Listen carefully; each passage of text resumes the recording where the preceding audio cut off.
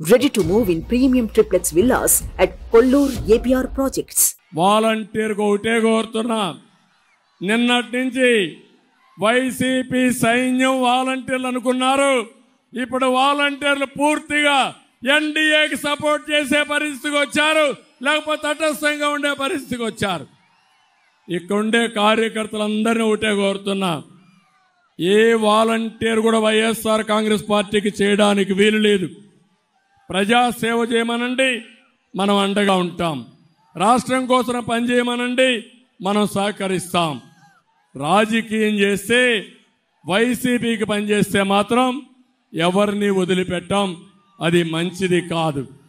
ఇప్పుడు జగన్మోహన్ రెడ్డి ఎంత దుర్మార్గుడు అంటే, వాలంటీర్స్ పైన రాజకీయం చేస్తూ నేనేదో వాలంటీర్ వ్యవస్థ పెట్టాను, చంద్రబాబు నాయుడు దాన్ని ఆమోదించాడు అంటే నా పరిపాలన బాగుందన్నాడు. జగన్మోహన్ రెడ్డి, నీ మారిగా విధ్వంసం నేను చెయ్యను. నువ్వు విధ్వంసం ప్రారంభించింది ప్రజావేదిక కూల్చి విధ్వంసంతో పరిపాలన చేసిన వ్యక్తివి నువ్వు. నేను ఆ పని చెయ్యను. నువ్వెక్కడన్నా ఉపయోగపడే పని చేస్తే అది కూడా రాష్ట్రానికి ఉపయోగించుకుంటాను తప్ప తప్పుడు పనులు చేయమని చెప్పి కూడా నేను మీకు తెలియజేస్తున్నా. ఎప్పుడు కూడా వాలంటీర్ వ్యవస్థను మేము వ్యతిరేకించలేదు. వాలంటీర్ల ద్వారా రాజకీయాన్ని మేము వ్యతిరేకించాం. ఒక పార్టీ సేవ చేయడానికి వ్యతిరేకించాం. అందుకే ఈరోజు మిమ్మల్ని అందరినీ కోరుతున్నా, వచ్చే ఎన్నికలు చాలా ముఖ్యం. ఈ ఎన్నికల్లో నేను ఒకటే మిమ్మల్ని కోరేది, మేము 3 పార్టీలు కలిశామంటే ప్రజల కోసమే కలిశాం. ఈ రాష్ట్రంలో ప్రజలు గెలవాలి, రాష్ట్రం నిలబడాలి. ఆ ధ్యేయంతో మేము కలిశాం. ఈరోజు నిడదవోలు చూశాం. మొదటి రోజు మా ఇద్దరి యొక్క రోడ్ షో, ఒక రోడ్ షోకే అదిరిపోయింది. రేపు రాబోయే రోజుల్లో 3 పార్టీలు కలిసి మేము మీటింగ్లు పెట్టడం మొదలు పెడితే రోజు రోజుకి స్పీడ్ పెరుగుతుంది. ఆ దెబ్బకి వైఎస్ఆర్ కాంగ్రెస్ పార్టీ కొట్టుకొని పోవడం ఖాయమని చెప్పి మరొకసారి తెలియజేసుకుంటూ, ఇక్కడ ఒక్క విషయం కూడా చెప్పాలి. శేషారావు గారు తెలుగుదేశం పార్టీకి చాలా బాగా పనిచేసిన నాయకుడు.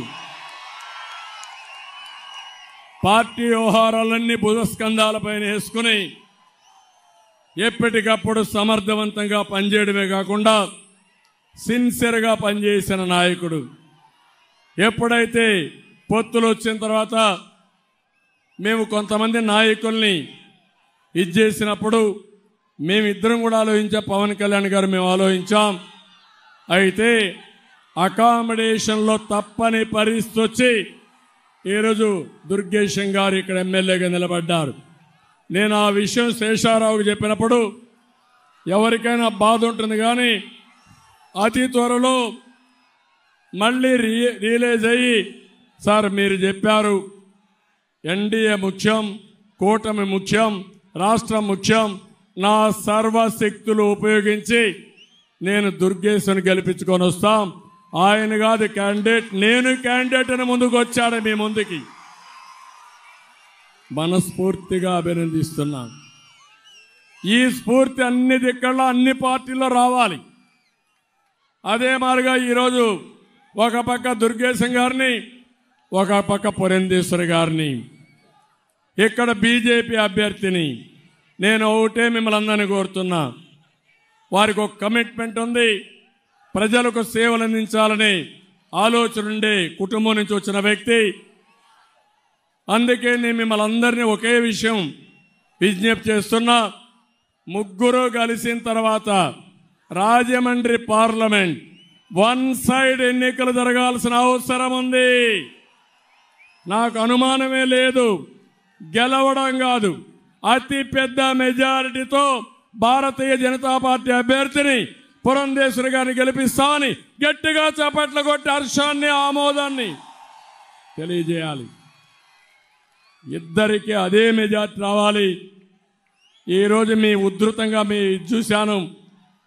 మిమ్మల్ని చూసిన తర్వాత నాకు నమ్మకం వచ్చింది, రాబోయేది ఎన్డీఏ గవర్నమెంటే. అనుమానం లేదు. రోజు రోజుకి ఇంకా బ్రహ్మాండంగా ముందుకు పోయే అవకాశం వస్తుంది. మరొక్కసారి పవన్ కళ్యాణ్ గారి త్యాగాలు, తెలుగుదేశం పార్టీ తీసుకున్న నిర్ణయాలు, బీజేపీ స్ఫూర్తి అందరూ అర్థం చేసుకుని అందరూ కూడా ఈ రోజు నుంచి 30 రోజులు మీరు కష్టపడండి. ఆ తర్వాత ఏం చేయాలో చేసి మీ రుణం తీర్చుకుంటామని చెప్పి తెలియజేసుకుంటూ, ఇక్కడ చాలా సమస్యలు ఉన్నాయి. ఇప్పుడే శేషారావు గారు చెప్తున్నారు, భవన నిర్మాణ కార్మికులకైతే చాలా ఇబ్బందుల్లో ఉన్నారు.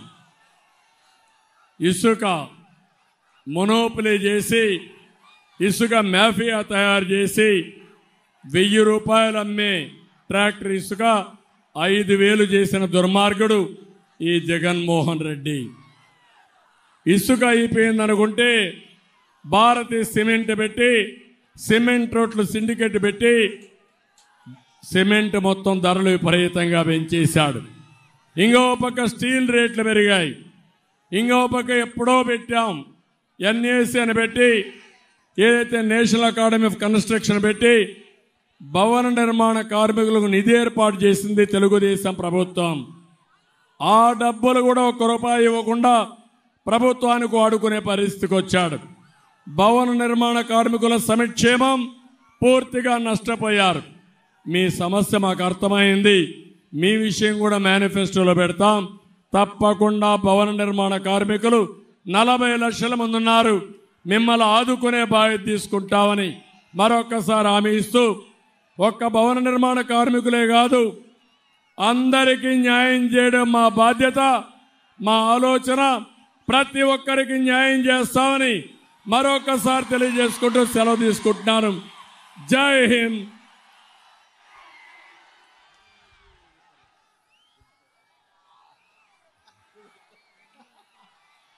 హలో ఏపీ, హలో ఏపీ, గట్టిగా చెప్పాలి మీరు. Hello AP. ఇది పవన్ కళ్యాణ్ గారి యొక్క ఒక మాటలో చెప్పాలంటే, ఎక్కడ పోయినా నిద్రావస్థలో ఉండే సమాజాన్ని నిద్ర లేపడానికి, నిద్ర లేస్తేనే హలో ఏపీ అనే మాట ప్రతి ఒక్కరూ మాట్లాడాల్సిన అవసరం ఉంది. 30 రోజులు గుడ్ మార్నింగ్ కాదు, hello AP, hello AP, hello AP, hello AP. శభాష్, గుడ్. నమస్కారం, ధన్యవాదాలు. ఇప్పుడు 3 పార్టీలు కూడా Janasena, Janasena, Janasena, Bharatiya Janata party, Bharatiya Janata party, Bharatiya Janata party, Telugu Desam, Telugu Desam, Telugu Desam. NTR అమరహై, NTR, NTR, NTR. Suman టీవీలో మీ పర్సనల్ అండ్ బిజినెస్ ప్రమోషన్స్ కోసం కింది నెంబర్కి కాంటాక్ట్ చేయండి.